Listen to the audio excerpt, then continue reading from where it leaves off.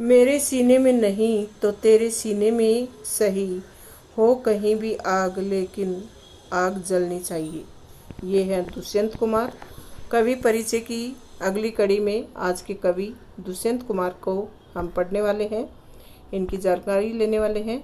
और हमने बहुत सारे कवियों और लेखकों की जानकारी वीडियो के माध्यम से दी है। अगर आपने किसी भी कवि और लेखक या कवयित्री लेखिका की जानकारी आपको चाहिए तो आप वीडियो की प्लेलिस्ट में जाकर अच्छे से उनका जीवन परिचय, उनका साहित्यिक परिचय, उनकी भाषा शैली, इनसे संबंधित वीडियो देख सकते हैं, और जो कि आपको आपकी एग्ज़ाम में कम से कम 3-4 मार्क्स दिलाने में उपयोगी होंगे। चलिए, आज का वीडियो है हमारा दुष्यंत कुमार के जीवन परिचय से संबंधित। ये एक अच्छे कवि रहे हैं। दुष्यंत कुमार नई कविता के सशक्त हस्ताक्षर हैं। इनका जन्म सितंबर सन 1933 को राजापुर नवादा जिला बिजनौर में हुआ। उनके बचपन का नाम दुष्यंत नारायण था। इन्होंने प्रयाग विश्वविद्यालय से एमए की उपाधि प्राप्त की। उनके साहित्यिक जीवन का प्रारंभ भी प्रयाग से ही हुआ।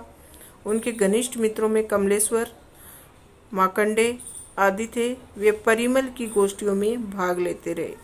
नए पत्ते जैसी महत्वपूर्ण पत्रिका के साथ वे जुड़े रहे। उन्होंने कुछ समय तक आकाशवाणी में भी नौकरी की। बाद में सहायक निर्देशक के रूप में मध्य प्रदेश में भाषा विभाग में कार्य किया। वे अधिक दिन तक जीवित न रह सके। 43 वर्ष की अल्पायु में ही 30 दिसंबर 1975 को भोपाल में उनकी मृत्यु हो गई। तो 43 वर्ष की कम उम्र में ही इनकी मृत्यु हो गई थी। इनकी साहित्यिक विशेषताएं कौन कौन सी हैं? इलाहाबाद विश्वविद्यालय से हिंदी में एमए किया। उनके साहित्यिक जीवन का आरंभ इलाहाबाद से ही हुआ। इन्होंने परिमल की गोष्ठियों में सक्रिय रूप से भाग लिया और नए पत्ते जैसे महत्वपूर्ण पत्र से भी जुड़े रहे। दुष्यंत कुमार ने अपनी आजीविका के लिए, मतलब अपना पेट पालने के लिए, आकाशवाणी में नौकरी की थी और देश में अनेक आकाशवाणी केंद्रों पर हिंदी कार्यक्रमों को संभालने का महत्वपूर्ण कार्य भी किया।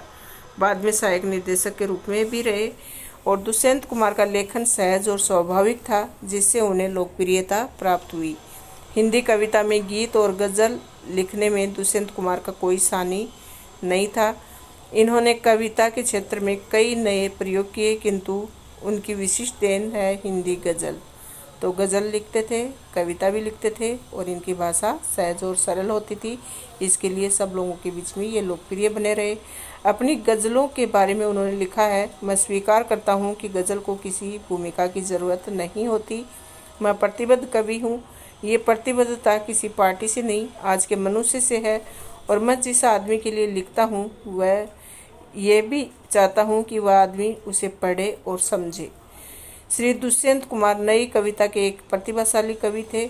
उन्होंने कविता के क्षेत्र में अनेक सफल प्रयोग किए, किंतु उनकी ख्याति का आधार रहे हैं गीत और गज़ल। अन्य विधाओं के समान गज़ल भी हिंदी के लिए नई रही।